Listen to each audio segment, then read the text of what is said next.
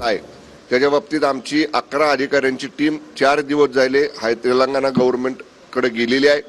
काल माझ्या माहितीनुसार ते परत आलेत, त्यांच्याशी माझी अद्याप चर्चा झालेली नाही। सोमवारी माझी जे आमचे अधिकारी गेले होते तेलंगणा गव्हर्नमेंटकडे त्यांच्याबरोबर चर्चा होईल आणि मग त्या बाबतीत पण आम्ही सकारात्मक आहोत। जो शब्द माननीय शिंदे साहेबांनी दिलेला आहे त्यानुसार लवकरात लवकर यातनं मार्ग काढायचा आमचा प्रयत्न आहे। धन्यवाद। सगळे सोयऱ्याच्या बाबतीत आपण ड्राफ्ट नोटिफिकेशन काढलेलं आहे, त्याच्यावरती 8 लाखापेक्षा जास्त हरकती ऑब्जेक्शन्स आलेले आहेत।